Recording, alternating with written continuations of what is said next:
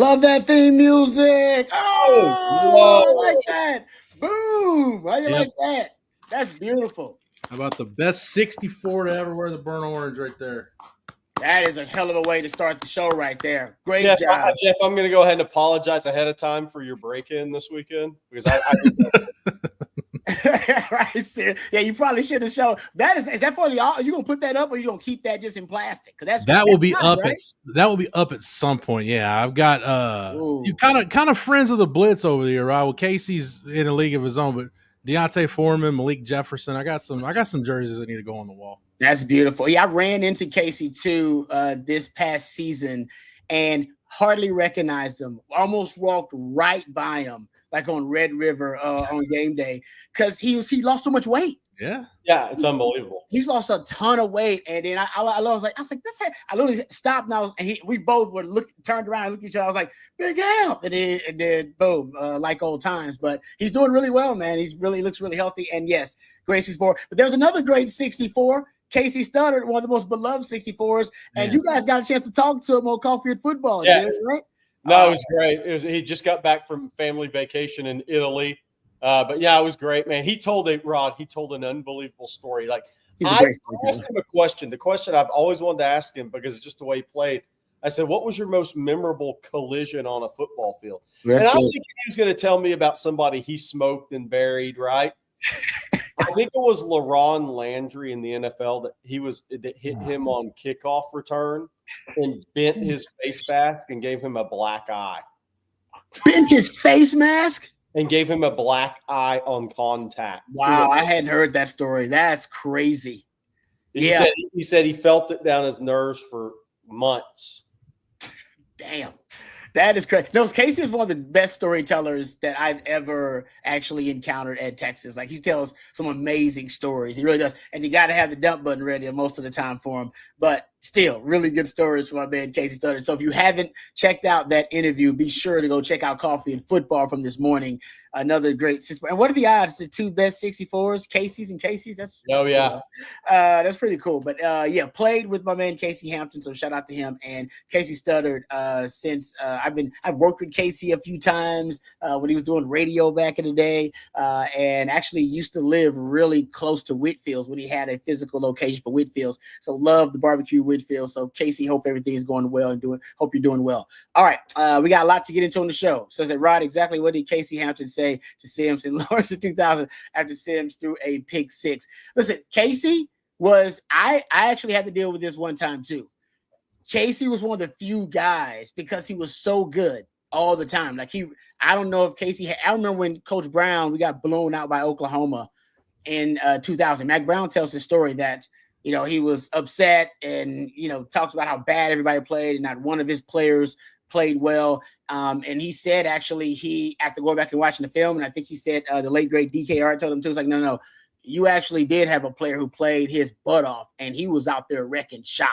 Go back and look at Casey Hampton before you say everybody played bad. Go back and look at that dude. And then Mac Brown said, I had to follow him the sword and say, you know what, I was wrong about that. That dude played his butt off and he played like an All-American. So Casey Hampton had a standard that was all on his own. And I remember giving up a third down in a game. Oh man, what game was that? It might have been like Oklahoma State or something like that. I reckon the day. I remember giving like a third down and Casey coming over to have a talk with me. Like, hey, what's the problem? What happened on that third down? Like, he knows anything about coverages. Like, he knows anything about, he don't know anything about no coverages. He has no business coming to talk to the secondary, but he gets her from the bench or where the D linemen are, and he comes down there. You see him, and I'm like, I remember looking, I was like, oh man, I hope he ain't coming to me. But the D linemen, listen, they don't want to be out there any longer than they have to. Yeah. Okay? So when Casey's like, hey, what happened on that? Why'd you give up that third and long? That was a third and long. I had to explain to Casey Hampton about coverage. And I gave up the inside leverage. And I probably should have had outside leverage. Like, he even knows anything about it or cares. Right. And I had to break it down for him that, you know what, it won't happen again, essentially. And that's all he wanted to hear. He just wanted to hear the end part. He didn't give a shit about the first 5 minutes. It won't happen again. That's essentially what he had. So everybody had that moment, I'm sure, with Casey, that if you had an F up on the football field, you had to explain it to your coach. But if you played with Casey Hampton at Tech, you had to explain it to him too. I sit next to Casey just by chance this year, and that's how we got him on the show later, a few weeks later, at a Galveston ball game. I went to see Jonah play. I think they were playing Baytown Sterling, who wasn't very good. It was Baytown Sterling. And I was talking to Jonah's dad, and we were sitting in the stands. We were just catching up. He said, "Oh, Casey's right over there." And like you said, Rod, I didn't recognize him because he's 100 pounds less. So I go sit down next to Casey, and I made the mistake asking him, "What can Jonah do better as a player?" And Casey said, "Got to be more physical." And I was like, "Is that possible? Like, isn't that Casey's answer for everybody? Yeah, exactly. Doesn't everybody have to be more physical? I mean, if Casey Hampton's looking through his lens." Yeah, that's exactly right. Yeah, I got to be more physical. I mean, Ray Lewis might be the only guy he couldn't say that about. Yeah. Oh, man. I'll say this, man. I'm the ultimate Casey Hampton stan, and I firmly believe he should be in the College Football Hall of Fame. He's on the ballot. He needs to be in there for what he did at Texas. But if you want to know nothing else about how badass Casey Hampton is, let me direct you to the Pittsburgh Steelers all-time team that was voted on by, I think, the fans in the front office. Mm-hmm. Their defensive line is Ernie Stautner, who's in the Hall of Fame, the Steel Curtain, Mean Joe Green, L.C. Greenwood, and Dwight White, and Casey Hampton. Yeah. That's the Pittsburgh Steelers all-time defensive line. Mm-hmm. If you made that cut, if you're the nose tackle on that defensive line, you're a certified badass. Yes. Yep. Yeah. No, you're right. That's amazing, actually. And the fact that he led Texas in tackles twice from the D tackle position. Twice. Like, and we had great players, man, NFL players all over that damn defense, man. 39 tackles for loss over his last 2 seasons. Dude was just a freak. Yeah. Also, the game was it was Oklahoma State in 2000. I think we could have shut him out. And I believe I gave up a play that extended a drive or something like that ended up them putting their only points on the board. I think that's how it went down. We beat them 42-7. So I believe that's what it was all about. All right, getting back to you got that. You beat that Jag Rashawn Woods 2 years later, though, Rod. That's right. Oh man, yeah, that was epic right there. Nice showdown with a former first round pick in Rashawn Woods too. Okay, let's get back on track. We got commitment announcements to discuss. We'll discuss that. We got a few of them today or tonight, and the Longhorns hopefully will be able to celebrate some good news. So we'll talk about that. We'll also get into the Arch Manning. Shout out to my man CJ Vogel. CJ Vogel's doing good work out there at the Manning Passing Academy. Yes. So if you go to ontexasfootball.com, he's putting all the nuggets up there, but he's getting a chance to see all these great quarterbacks up close and personal, and got a chance with a few of the other members of the media to sit down or at least have an interview with Arch Manning. He addressed the media, so you can go hear that in its entirety actually on the website here at On Texas Football on the YouTube channel. So it's already posted up there. You can go check it out. I would recommend after our program, but hey, if the mood strikes you, go do it. As long as you stay on Texas Football, we don't have a problem with it. All right, so we'll get to that too. So he had some interesting things to say that I want to address as well. And congratulations actually are in order before we dive deep into some of your questions, because you guys drive the show any direction you want to. Throw out your questions, comments, super chats, jump to the front of the line. You can interrupt the show at any time. Congratulations are in order to Texas State. No, we probably got some Texas State folks. Jeff Howe is an alumni of Texas State. Their just went up in value, baby. I went to a Pac-12 school. Jeff Howe. So good. Jeff, Gonzaga is playing basketball at Texas State in conference. That's really cool for Texas State. I'll be at Strahan when Mark Few brings his team down here. That's a really big, and people are going to talk about football. I get it, but this is a bigger deal for Texas State as far as I think really having a chance to ascend in a different sport in basketball, because they were already starting to ascend in football right under G.J. Kinney. But in basketball, this gives them a real shot. Honestly, Jerry, it'll help them in baseball too, because they've kind of been, whether it's Ty Harrington or Steve Trout, they've kind of been right there on the cusp. And the Sun Belt, look, they're in there with Coastal and Southern Miss. Sun Belt's a really good baseball league, but I know you got to deal with Oregon State, but that should help Texas State a lot when it comes to baseball. I was telling Rod before we came on the air, this is all about money for Texas State. And I think I was told by somebody yesterday, I was talking about somebody who would know, they were getting about $1 million in television revenue from the Sun Belt's deal. And they, they're trying to figure out a shortfall right now. From this last season, it's like between $3 and $5 million, somewhere around there. With the house settlement, I know that's what Texas is dealing with, a financial shortfall. So everybody's having to deal with it. This should pay them. The preliminary indications are somewhere around in the 10 million-ish range per year, and which might not sound like much, but to Texas State, that's going to do put a big dent in your deficit every year. Yep. So congrats to you, Jeff, and Texas State alumni and fans out there. That's pretty big. That's pretty big time. It's great news. And they kind of dropped it late last night, which was kind of like a news dump thing, which I don't get, but maybe it's the Pac-12 after dark kind of motif and theme they're trying to live up to. Either way, that's good news for that program. A lot of folks in this area, I live here in Austin, really hype here in Central Texas about that. Okay. By the way, Mamba P says, shout out to CJ for actually asking Arch football. Yes, thank you.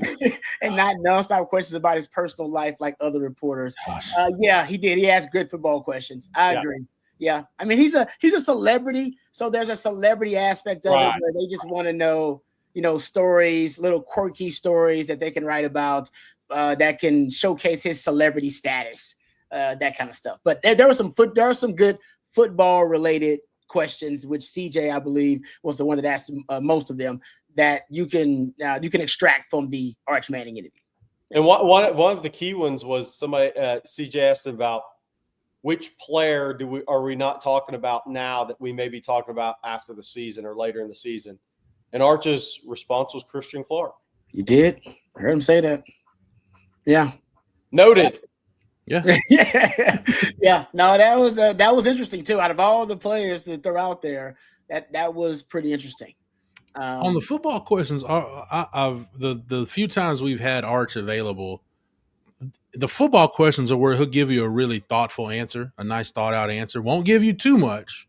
Won't give you like any pertinent information, any proprietary information. But I asked him about Neil Brown in the spring. The two questions I asked him more about Neil Brown. That's where he said, "Hey, I don't talk X's and O's with Coach Brown. He just tells me about being a good teammate, and I need somebody. I like leaning on somebody that doesn't talk about X's and O's. I don't have those kind of conversations." And then I asked him about Cole Hudson, and that's where he gave the anecdote that they've gotten so much work in the offseason. They were at Hayden Connor's wedding and found out a way to get in some work. So if you ask Arch the football questions, you'll get some good answers. Yeah. When they asked him, what he's been working on in the offseason, he said leadership. Yeah. Which I thought was it because from what I hear, and it makes sense, he's a natural leader because of the pedigree, and I'm sure he knows how to lead. The first family of football and their family business is quarterback, and it's a natural leadership position. And even watching Quinn and his leadership style, and yet he said leadership. And I think that means is taking over the QB1 role. I always talk about Chris Sims and tell the story about Chris Sims and the quarterbacks getting the keys. Like they get the keys, and these days I'm sure it's something else. I'm sure it's some other. I think Arch also said they do fingerprinting or something. Yeah, they do like a fingerprint technology now to get into to some other facilities. That's way above my pay grade. Back in the day, it was keys, and Sims had the keys to the practice fields, had the keys to the workout facilities. That when he wanted to go up there and get it in as the QB, you want to be the first there and the last to leave. You have that. You got that luxury, right? You have that ability and to get in work anytime you need to. And that actually happened a lot with Sims. Late night, early morning, no matter what throwing time he wants to get a throwing session in, he could do it. And I feel like that's kind of what Arch is talking about. Finally now organizing the workouts. He's the one that's got to call everybody and communicate and get everything organized, and everything runs through him. He's got to go spend time with everybody now. I always say quarterbacks, everybody wants your time on the team. Not only he's got to go spend time with his commitments. Of course, he's got obligations, NIL. He's a celebrity. And I'm sure he does a lot of charitable things as well. We know that about him and his family. But the team itself, got to go spend time with the wideouts and the O-line. Monday night dinners with the OL. Yeah, you got to go spend time with the running backs. You got to go spend time with the defense every now and then so they don't be like, man, all he does is hang out with the offense. You got to go hang out with the D-line. All right, you got to find time to do all those things and get all your work in. It is very, I think it's a burden, but one obviously these guys relish in. But there's no doubt about it, man. It is it's time consuming. And I think one of the biggest challenges is, how do I divide up all of my time to get the work in, but also give everybody around me, coaches included, players, what they want and what they need. And by the way, don't be an a-hole when you're walking through campus and people want to take a picture with you. And people, everything is on camera you do in public, period. Yeah, it's a lot. I learned being really close and best friends with a starting quarterback at Texas. And like I said, he wasn't even a Manning, but he was a celebrity in his own right. That the scope of it, the magnitude of it was a lot bigger than I realized at the time. And now I'm sure it's even larger. Yeah. The thing I'll add there too, and I think is key for Arch, and I'm assuming part of what he's talking about is finding his own voice and what that looks, sounds, and feels like. Because the key to me to leadership, if you think about the best, kind of in my time following the program and being around the program, the best quarterbacks who were the best leaders were the guys that were authentic, that you knew it wasn't BS. If you're not a rah-rah guy, then don't be a rah-rah guy. But man, if you're a guy that thrives on a little bit of swag and puffing your chest out, man, puff your chest out a little bit. That's what made Vince Young great. When Sam Ellinger finally got comfortable, that's one of the things that made Sam great. You have to have that little chip on your shoulder and let everybody know about it. Can't fake leadership. 100%, Jerry. 100%. Never work. Yeah. So for Arch, I think this is a key offseason for that, is figuring out what it looks like for him, what the right kind of leadership is, and then honing in on that and cultivating it. Yep. Good stuff there. All right, let's thank one of our sponsors for today's live stream, friends over at Flat Creek Estate Winery, flatcreekestate.com. Really appreciate our friends over at Flat Creek for their ongoing support of Owen, Texas football. Folks, we've been talking about the Super Texan for a long time. The most awarded wine in Texas, and the vineyard is really close to Austin, actually just minutes from downtown Austin. And just so you know, talking about the Super Texan again, our friends over at Flat Creek decided to enter the Super Texan in a San Francisco wine festival just to see how it would stack up against some of the best red blends in the country. Guys, it got 98 out of 100. It was named the top red blend in the country. So it's not just the best red blend in Texas. They can now say it's the best red blend in the country. Told you it was really good. My wife can tell you because she loves it. And her mom and my mom have enjoyed it. And they have it at your local HEB. They also have it at our local Specs here in town. I saw a display at the local Central Market. So the good word is getting out about Flat Creek wine. Not only is the Super Texan fantastic, but the Rosé is good. The Pinot Grigio is really good as well.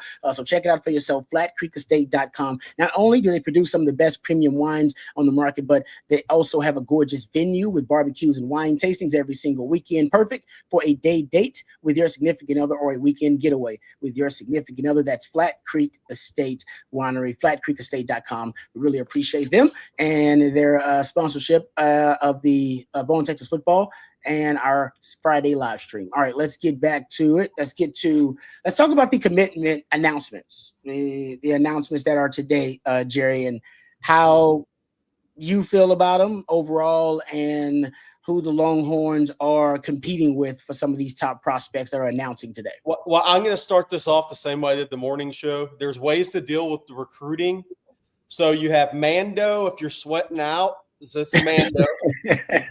If you're past the Mando, there's the Tito's. You need a little pineapple mango to mix one in a drink and put a little ice cubes in it. Okay, that's how I said this morning we deal with it in late June and early July.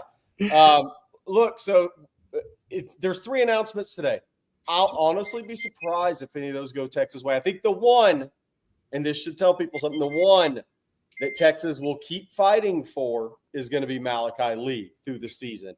He's expected to commit to Michigan. I don't think Texas will back off of him. They will recruit him through the whistle. Chase Calicut probably has been – that one went back and forth, but leaning Georgia later in the week. We'll see if Texas actually makes a circle back move on him. Damari Simeon, somebody else just came in and did some work there. Where it gets interesting for me is tomorrow, James Johnson on the 28th out of Miami Northwestern, but he's originally from North Fort Myers. That was Georgia earlier in the week. Yesterday I heard more Texas. I think this could go either way. I really think it could go either way. I think Georgia was more confident early in the week than they were yesterday. We'll see where it comes down a little bit later today. But James Johnson's one that Texas will, even if they win it, Georgia and Florida and Miami will keep fighting for it, just like what happened with Myron Charles last year. If Georgia wins it, Texas will stay in there on him. Xavier Griffin on the 29th. I felt that could go either way. Alabama's had some confidence. Texas had some confidence. The one thing I've kind of wondered after the Tyler Atkinson visit was, would those guys go to the same school? And early on, I heard that wouldn't happen. So we'll see there. If Xavier Griffin goes to Bama, then Texas' chances on Tyler Atkinson are probably decent right there, the higher. Somebody asked about I'll just mention this stuff while I'm going through it. Somebody asked about Tyler Atkinson being Adidas. Does that mean he's going to Adidas schools? Not like basketball. Like those 6 guys. Hold on. Sorry, I had to cough. Those 6 guys, couple of them will end up at Adidas schools, 2 or 3 of them. But it's not like basketball where it's an all out and out push. Tyler Atkinson doesn't have his announcement date. It'll be early July. But he's only visiting Nike schools. He's only looking at Nike schools. I think there's a touch point too with Adidas too from a grassroots standpoint. So it's not like the level of basketball, football, recruiting, and the shoe companies. It's not that level. Basketball is a totally different game. Then we get the 7-2. Kendall Graville, I feel good about Texas there. Trenton Henderson, I think Florida's the favorite over Texas. LSU's third. We'll see what happens. Kosi Okpala, feel good about Texas. Bryce Perry, right? We have on there because he OV'd. But when Richard Wesley committed, that one was done. John Turntine, feel pretty good about that. Caden Finley, I think, will be Notre Dame. We'll see if that changes in the next week. Jalen Lott, we've discussed that. That's not going to be Texas. Lamar Brown, but wherever he commits now, that'll be a December recruitment or November recruitment. He'll show up at places during the season. Jamarian Carlton, Texas has been good there. Smoke Matthews, Texas, South Carolina. It goes back and forth on kind of what people are thinking in the South Carolina market and Texas markets. Heard a little more Texas yesterday. Caden Prothro, if Georgia doesn't win that one, they'll throw up their hands. Hezzy Ken, I think Hezzy really likes Texas, but that doesn't mean he's going to go to Texas. All right. So I guess with the Tito's, are you celebrating with the Tito's or drowning sorrows with the Tito's? Which one is it? Depends on who your favorite recruits are. Oh, okay. If you're after any of the guys today, it's probably Tito's. To drown the sorrows. Okay. All right. Thank you, Jerry. We appreciate that. Hold on. I got to respond. 3 out of 16. I'm not saying that. That's not what I'm saying, by the way. All right. I said Texas will get maybe 3 out of 16. That's not what I'm saying. Can I ask you really quick before we start hitting these questions? And thank you guys for the questions. I promise we'll get to all of them, as many of them as we can. The Xavier Crowell announcement yesterday, you guys did a great job breaking it down on the live stream that you did during the announcement. Is there concern from you? I talked to Jeff about this and CJ about it. Are you concerned about running back recruiting? Depends on, Texas will, there's always 27 to 26 reclass. There's also recruiting until December on these guys. You know, a lot can happen. I think Crowell's a great player. And so from that standpoint, that's the hit for Texas. I think him and Derek Cooper are just tremendous players. So, and I think Crowell's he's just a great football player. So that from that standpoint, but that's going to depend for me on who goes pro and how many guys go pro. If you look up after the season and Cedric Baxter rushed for 600 yards, he said, "Hey, I got to go pro. I had a major knee injury," and Trey Wisner rushed for 1,200 yards and went pro, then suddenly you're looking at it and say, well, do we have to go to the portal? Did we get somebody from high school in this class? Where are we at? If Texas doesn't lose anybody pro, then no, you're not worried about it. I think it's kind of comes down to what happens this season. And I do think that could play into how hard Texas pushes to flip somebody that they really, really like, where the season's headed and what the outcome could be. Okay. In terms of guys going pro. Yeah, no, I like that and that would be it'd be a good problem to have because that means you had a hell of a season too.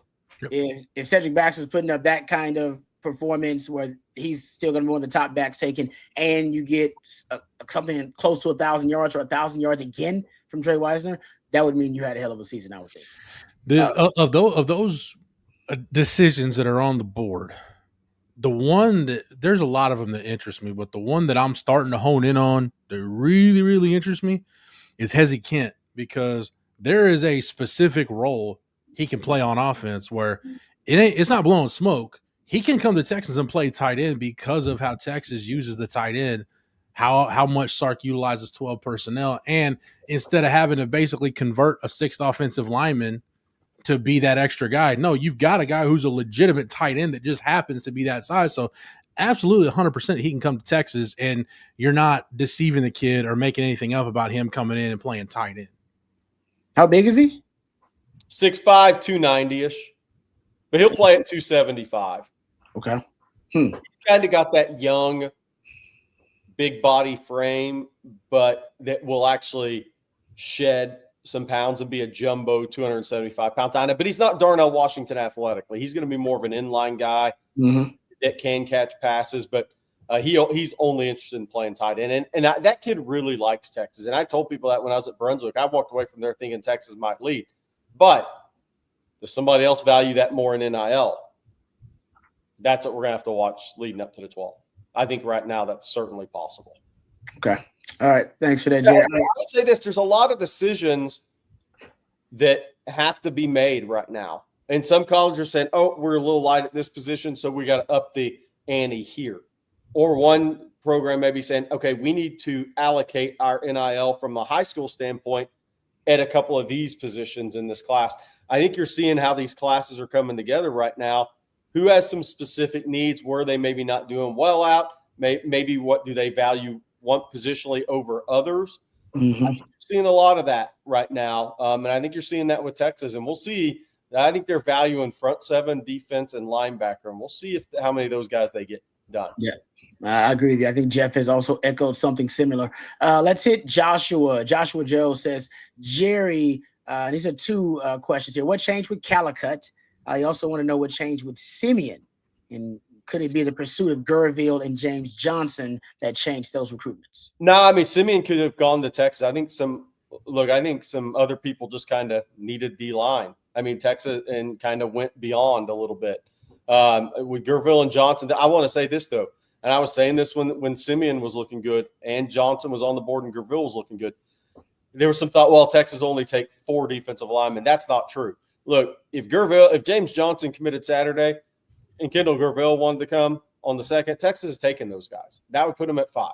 So that's not the case. If they only get 4, they only get 4, but they will take the 5th guy. There's no doubt about it. And so we'll see what shakes out with that.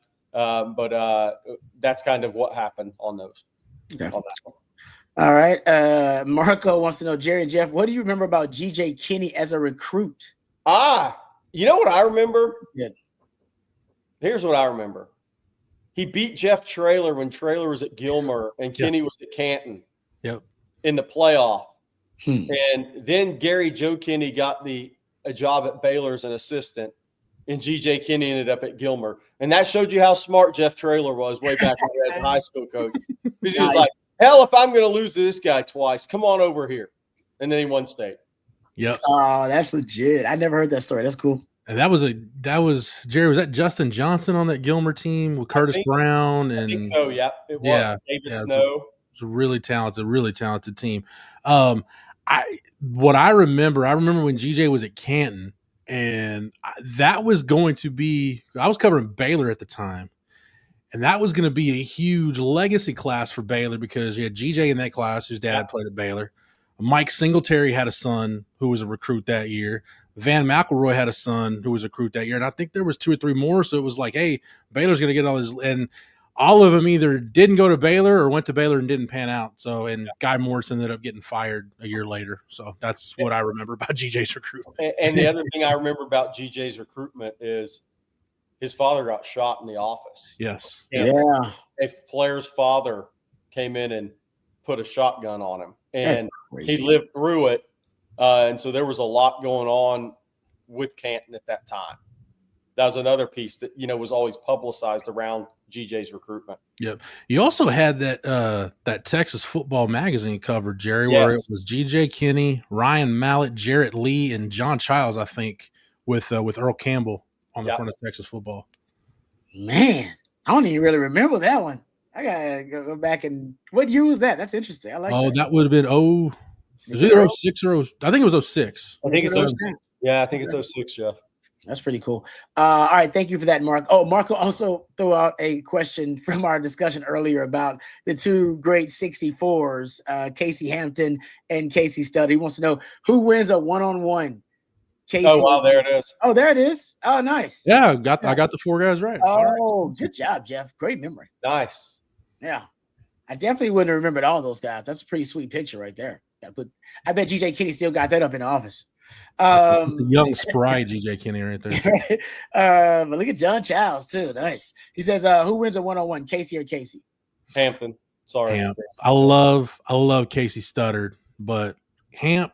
Look, Rod brought up again. I'm the Casey Hampton stand of this show. I will stand on it firmly. Casey led the team in tackles, had over 100 tackles as a junior. He's getting double teamed and triple teamed every game. It's crazy. And still led the defense in tackles.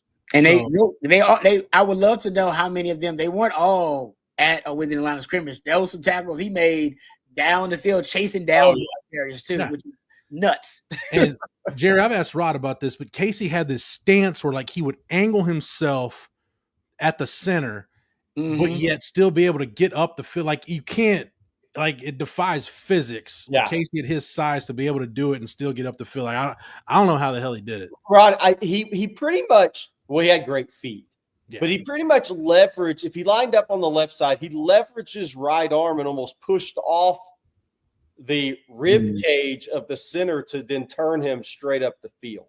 Crazy. That's pure strength to be able to use another man like that, right? I get it, but I mean, it's he could do it. Like he really was. He was kind of just a freak of nature. As strong as he was, he ultimately understood leverage about as well as anybody. 100%. And like you said, his feet were underrated too for a big man. I mean, Jerry's got the best Casey Hampton story about the THSCA game where he showed up. How big you think he was at that point, Jerry? He was probably 6 foot 340, and he was wearing a white shirt under like the old THSCA like mesh jersey thing, and it was at Rice University. And announced the other team first in the center, and I'm not going to say his name because it's too embarrassing. Went to Duke, you can look it up, from one of the Klein schools, and literally Hampton kind of waddled out there because he wasn't in the best shape at the time, and that guy kind of pointed and laughed, and Hampton ridiculously mauled him the whole game. And I think he was going to maul him anyways. I don't think he would even remember the story, but that guy picked the wrong guy. Yeah. Don't judge a book by its cover. Yeah. You might get whipped by that book. No, I just me some Casey Hampton. I remember Casey. I remember Mac being upset because he would blow up plays in practice when they were trying to get some stuff done. Get anything done. He would take Casey out and you're like, man, just sit over here and watch for a while we try to get some work done. Because Casey, if he was in a mood, he'd just blow everything up, just wreck it. Just wreck the I will add another feather in Casey's cap on his senior year in 2000 when he was Big 12 Defensive Player of the Year. What's more remarkable about that season, Rod, I don't know if you remember this, Sean Rogers had a high ankle that he battled the whole year. I think he may have hurt it against Stanford. It was early in the year, but so basically it was Casey without 100%. When Sean was out there, he wasn't 100%. So that to me makes it even more remarkable what he did in 2000. Amen, brother. Yeah. Like I said, I watched it up close and personal. I got a chance to see it. Love playing on a defense with Casey because I didn't have to cover for very long. All right, let's hit our another sponsor before we move on to some more questions. Let's thank our friends over at Vaughn Lane before we continue with our live stream. You got to get to one city, get from one city to another here in the great state of Texas, trying to get to Austin, trying to get to Houston, or DFW, or San Antonio, and it can be a bit of a toss-up. Do you deal with the airport chaos and hope your flight isn't delayed, or do you brace yourself for hours behind the wheel, battling traffic and road rage and burning an entire day of productivity? Well, there's a third option, and it's better in every way. It's Vaughn Lane. I've taken it myself several times. I've taken it to Houston. I've taken it to DFW. Always a luxurious experience and always a great way to get work done and be productive on some of those trips.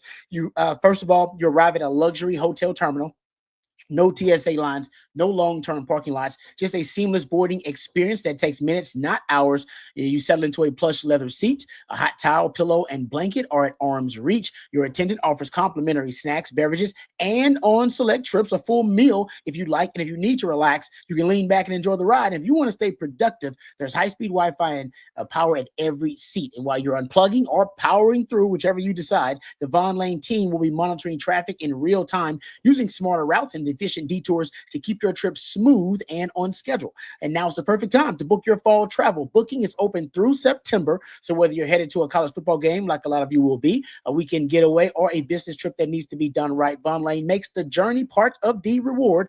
Von Lane serves Austin, Dallas, Houston, Fort Worth, San Antonio, and in the Southeast, Atlanta, Nashville, and Memphis. Visit vonlane.com. That's VONLANE.com and use the code OTF25 to save $20 on your first ride with Von Lane. That's Von Lane, Elevated Regional Bus Transportation. Thank you very much to our friends at Von Lane. I really appreciate their ongoing support of Warren, Texas football and for sponsoring our Friday live stream.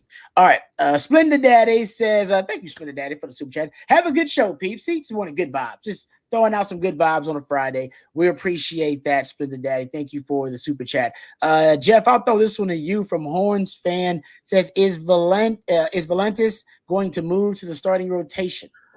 As of right now, I believe that's the plan. Yes. I think Dylan Valentis, if you asked, the old deal of Texas had to play a game tomorrow, I think Valentis would probably be the Friday guy.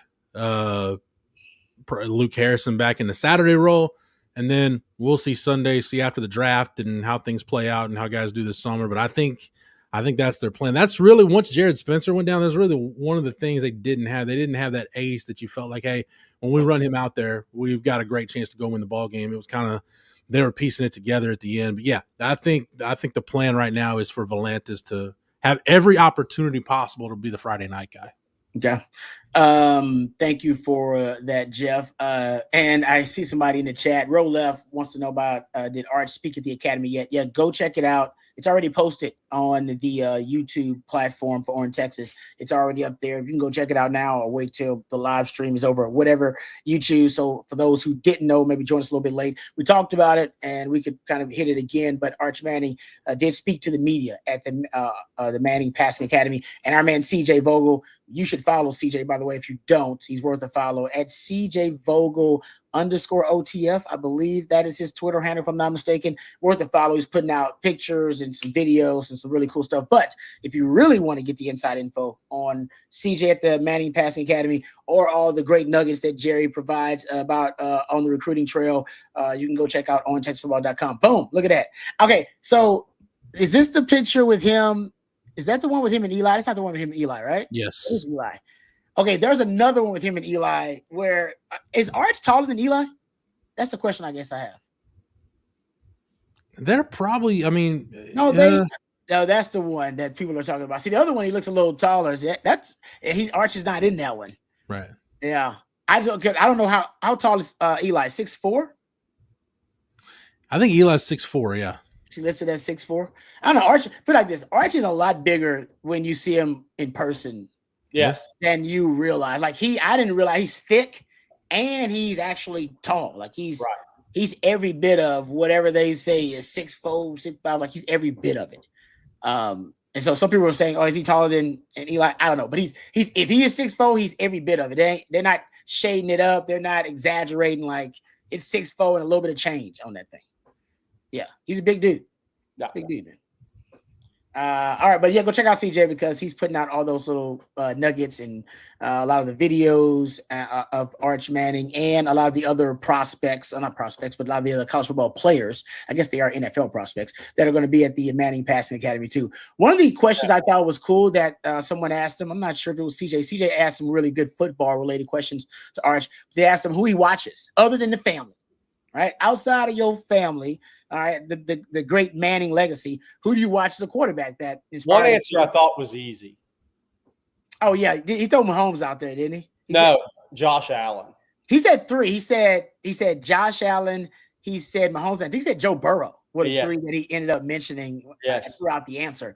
Which, yeah, the Josh Allen one, I was like, okay, that's interesting too. Because Josh Allen's a bigger dude and he can run. Athletic. Yep, yeah. Athletic. Okay, I like that though. I like all those guys. All those guys play the game with a different. There's a different style that they all play with. So he's taking different elements of them. So I like that. That was pretty cool. That was a good question. Outside of the family, because all quarterbacks have their own list of quarterbacks they watch. I didn't know this either. They all have like a top 3 to 5 list, and they can tell you right now who the top quarterbacks you watch. And they'll go boom, boom, boom, boom. It doesn't always mean they're the best quarterbacks. It's the guys that they actually believe they can take little lessons from. They can teach them. They can translate to their game, something like that. So that's pretty cool. All right, let's get back to some of the questions here. This one's from Jose for you. He says, Jerry, any update on the potential roster sizes and how that's impacting how Sark and staff recruit this cycle? SEC, I believe, is at 85 still. So it hasn't changed anything with Texas. So there has been no change. Texas is operating off of 85. Some others are not operating off of 85, but Texas is. Yeah, I think the plan is if I remember right, because I think CDC talked about this in his town hall whenever that was months ago.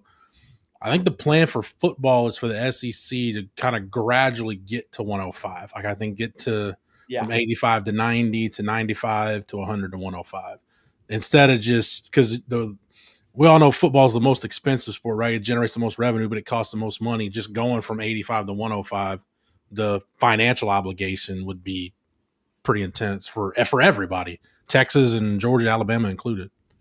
Do we know if the revenue sharing, like the rev sharing cap or whatever it is, do we know if it increases every year, like with the overall revenue, like a salary cap does in the NFL? It is. I haven't seen the numbers. The chat may have seen the numbers, but it is supposed to increase. Right? Increase. Yes, yeah. I'm not saying every year, but I think every year for at least 10 years. Yeah. That would make sense, and that would, obviously offer more money to throw at scholarships or allocate any way they want to. Thank you, Jose, for the question. Appreciate that. This one from LL, and it's a good one. Is Gibson next in line at running back? If Baxter isn't ready week 1, should we expect Gibson to spell Weisner? That is a good question. They like Gibson because he played in that Michigan game last year. That's right. He played early, and I know there were injuries, but to throw a freshman out there early in that game, by the way, means, okay, you see the upside. You see a ton of potential. He lost some of the trust of the coaches because of the ball security issues last season, but you can earn trust back, and I think that's what he's probably done this offseason. What are you guys' thoughts about Jared Gibson? So let's say if a game was played tomorrow, obviously CJ Baxter, he's taking the next step in his progression. If a game was played tomorrow, CJ Baxter is not playing football. For those wondering what all these reports are, he's not taking hits on his knees, not playing a football game. So if a game was played tomorrow, I think it's Jarrett Gibson is 2, and Christian Clark is 3, and James Simon is 4.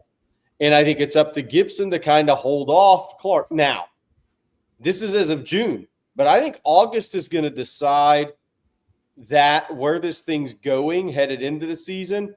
But Rod, Jeff, this has been brought up a lot, and I'm going to continue to maintain this. I think so. Again, leave CJ Baxter out of it, because obviously when he gets back he's ready for full football, like in games football, then he's going to be a top 2 back on this team. That doesn't mean the first game, but that's going to happen. So I've always said the Ohio State game wouldn't surprise me if it was Gibson there, because he's played, like you said, Rod. But I really think San Jose State, UTEP, and Sam Houston State are going to shape this running back depth chart headed into SEC play. Because in those games, Gibson, Clark, James Simon should get reps, and enough reps to where somebody could separate themselves in that race. Not that. Because running backs are normally decided on the field. Mm-hmm. Because just think back to CJ Baxter was the starter, and Jonathan Brooks came off the bench. And CJ Baxter, tremendous player, but as the season moved along in games, Jonathan Brooks kind of took over as the guy.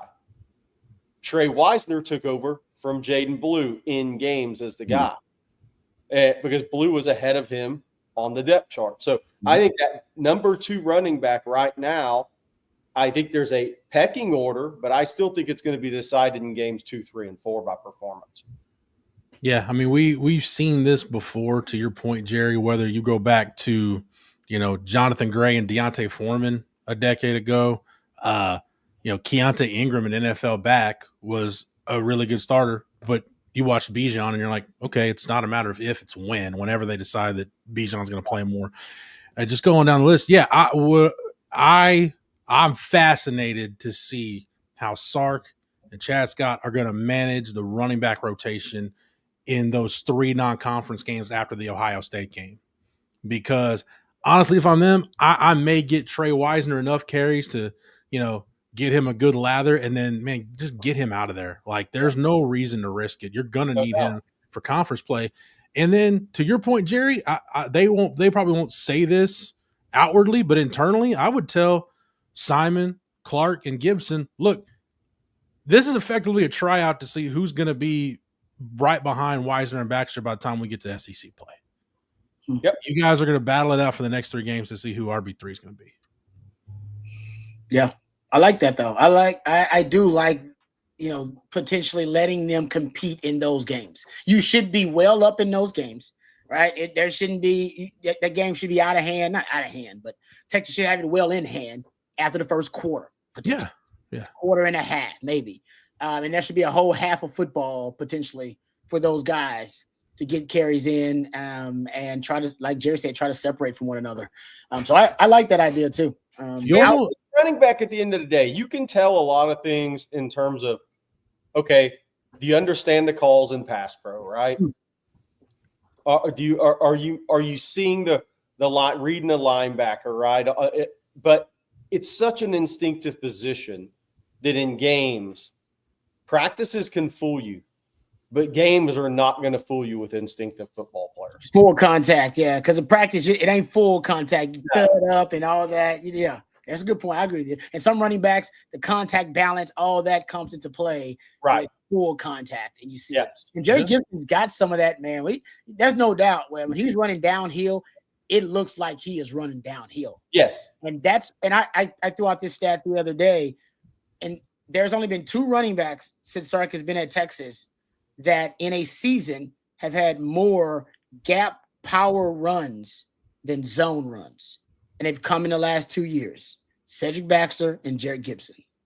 So I'm not saying that's where they're going, but it does seem like if Derek Gibson's going to be your guy, he's going to be your guy. You're going to have more of those power gap kind of runs. Rod, you brought something up. I think we're going to see more of that this year. I just think we're going to see a little different run game out of Texas this year due to Arch, due to what he does well and how you want to maximize what he does well, due to the backs and their strengths, I think.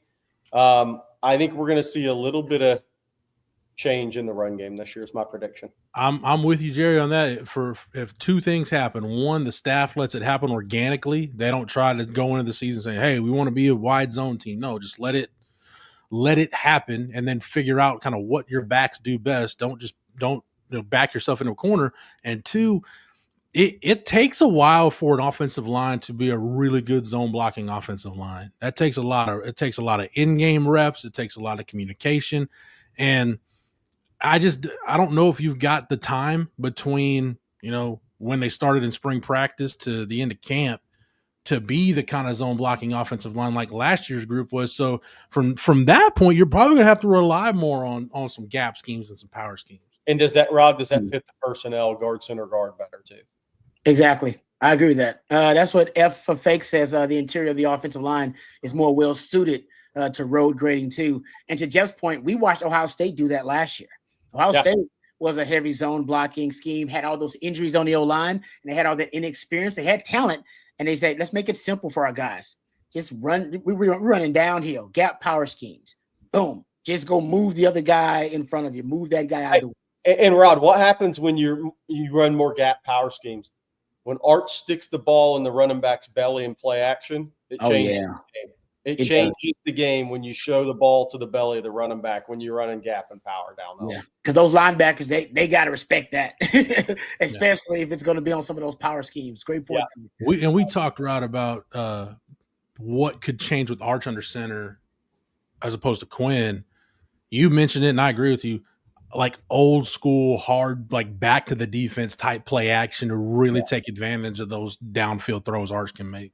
Yep, from the pistol. I wouldn't even doubt every now and then he goes under center for one of those old school play actions to really, really sell it. Sark, how about this from Kyle? I like this comment. Sark also mentioned having Niblet. I'm guessing more in that Keelan Robinson role. Yeah, I wonder what is going to happen to is Ryan Niblet even still on? I don't think he's a natural. He's not really a natural running back. Keelan Robinson was a running back. I think that's the difference.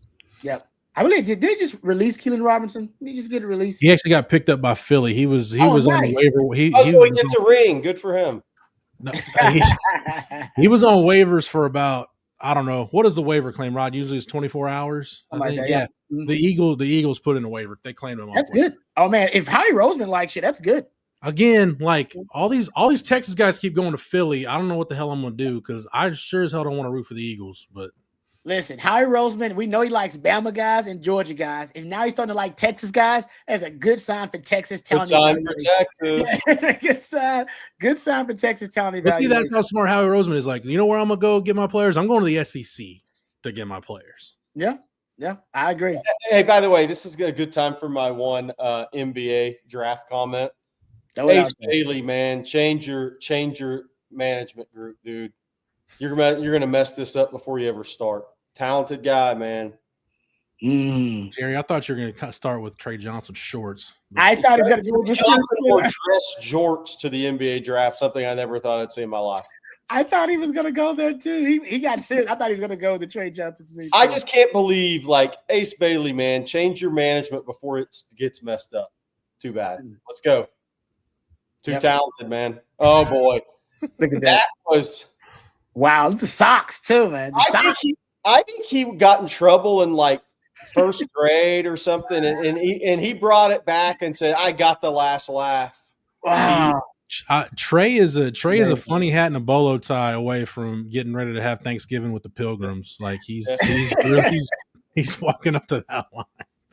That is a wild suit, man. But hey, congrats to him. That's big time. All right, let's. We got a super chat actually from Jay Lee. I know we're getting close to the end of our live stream. We'll answer a few more questions, but I hit Jay Lee's super chat for Jerry. Says Jerry, only 2 D linemen are guaranteed to leave after this year, which leaves us at 11 next year with 26 guys. That's a lot. What do they want that number at? Well, I think the key there is you said guaranteed to leave. We'll see if all those guys actually return. That's going to be the thing. I think you're looking at 9 to 10. Okay. All right.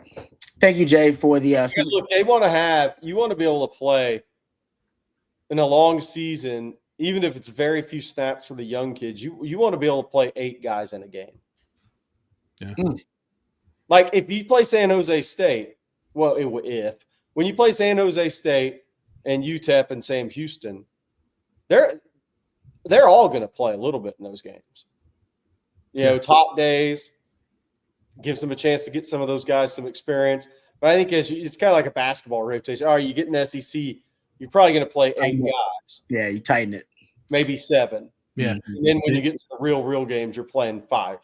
The other thing too there, Jerry, that I think is key to remember, once you get through the regular season and you get to conference championship game and on, none of those games count against the guys 4 games to preserve a red shirt, if assuming, they want to keep red shirts on some of these guys. So that's something to consider too. I think it's less about, to me, I think Sark wants to get some of the guys, figure out in those 3 games, hey, who can we, if we need to count on some of these young guys in a playoff game, who can we count on?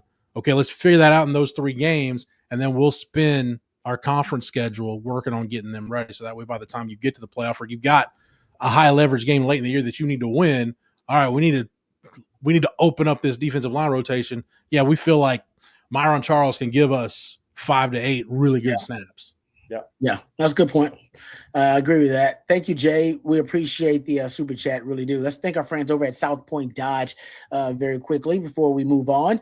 Texas football fans, you can score an easy extra point this season when you get to the point with our friends over at South Point Dodge. South Point Dodge has over 600 vehicles in stock right now, including the all-new 2025 Ram 1500. Get the real deal today and drive away in the all-new Ram 1500, proven to last. Plus, you get employee incentive pricing right now with our friends over at South Point Dodge. That's right. You pay what the employees pay at South Point Dodge. That's the real deal. So score big today at South Point Dodge. Go see them in person off of I-35 in South Austin, or you can go online at southpointdodge.com. No matter what you need, a new car, used car, truck, or car, or maybe it's a trade-in for you that you need. Our friends at South Point Dodge are Austin's automotive everything, and they will take care of you and make sure you get the real deal today at southpointdodge.com. Thank you very much to South Point Dodge for their ongoing support of On Texas football and sponsoring our Friday live stream. All right, a couple of more questions before we get done. How about this one from Jason? Said, of the recruits in the next 2 weeks,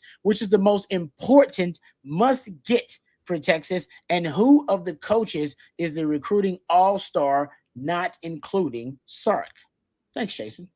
Most important, well, if you look at where Texas is pushing the hardest, meaning allotting, NIL, it's James Johnson, it's Gerville, it's that position, it's your edge position. That is where it's at, an offensive tackle. That is where, and I will say this: linebacker's underrated. It's not going to be talked about enough. But Texas needs to have a really solid linebacker class because they have really good players on campus. They have good young players on campus. But Anthony Hill probably goes pro after this year. I know people say he's going to stay 4 years pro. Let's say he probably goes pro. LaFowl is going to be going into his last year in 26, right? Brad Spence. Trey Moore's gone, even though he's going to rush more, I still think. I think Sark kind of hinted at that. But Brad Spence could be an NFL guy after this year if he produces, So there's a chance they lose some guys, and they have good young guys like Ty Anthony Smith and Bo Barnes. Jonathan Cunningham will redshirt, but he's got a lot of ability. But Texas needs to sign 3 linebackers in this class. So that's a hidden one as well. And I think Tyler Atkinson for Texas is a really, really big recruit. We'll see if they can get it done. For me, I want to see him cross the finish line with one of these 3 offensive tackles. And I know you've got Malachi Lee making his decision tonight, John Turnerton in the 4th. And Ojo right around there. Yeah, and you can recruit the other 2, recruit one of the other ones. But I feel like Texas, if you can come out of this with at least one of those guys, you're breathing a lot easier if you're Kyle Flood. All right. And second part of that question, I want to hear this one too. Who is the recruiting all-star not including Sark? Who's the rainmaker that is not Sark? I mean, it's so different. Look, I think Kenny Baker does, outside of D-line, does great work because he leads the Georgia recruitments. He has a ton of connections. His dad was a longtime head coach in Atlanta area. Okay. So he is very involved in all those Georgia. I mean, he was involved with Zealous Hicks recruitment, kind of connecting dots for Blake Gideon. So I think as much as Texas is targeting the state of Georgia, I think Kenny Baker's got a really big job. And people just think of it, the D-line recruiting. Obviously, Texas has taken a big step from an NIL. They've changed a lot NIL allocation-wise on D-line smartly. Versus what they did early in Sark's tenure. And that's helped change the game. But I think what Kenny does in the Georgia, Atlanta, greater Atlanta area to connect dots for guys who are recruiting other players is really big. I think Le'Allen Clark's been really good too early. Man. Yeah, I've heard a lot about the Le'Allen Clark impact early on, but good point there, Jerry. I didn't even know Kenny Baker's dad was a high school coach in the Atlanta area. And the Josh Dunson, who's on the recruiting staff at Texas, his father was a longtime head coach in the Atlanta area as well. Okay. Those guys know everybody. Those 2 guys know everybody somewhere, some way. Good stuff. Good stuff. All right. See, if you are on Texas at OwenTexasFootball.com, then you're already getting great nuggets like that from Jerry and from Bobby and from Jeff and from CJ as well. So I'd encourage everybody use the code OTFOG. Thank you very much, Matthew. You get a year subscription to OwenTexasFootball.com. More great intel and insider nuggets from Jerry and from Jeff and from Bobby and from CJ, Blake Monroe as well. Use that code OTFOG. You'll get a year subscription for just $39.95. And like I said, we cover a lot here on the YouTube platform. It's a fraction of what is actually covered at OwenTexasFootball.com. So do yourself a favor and use that code OTFOG, and you'll get a year subscription for just $39.95. All right, let's thank our final sponsor of the evening. We'll answer one more question, and then we'll end today's live stream. Let's thank our friends over at Advanced Pain Care. And this message courtesy of two legendary lifetime Longhorns, Vince Young and Colt McCoy. Pros know the pain stops here. Physical therapy helps me as an athlete then and now. And do I still need therapy? Yes. Advanced Pain Care helps with that.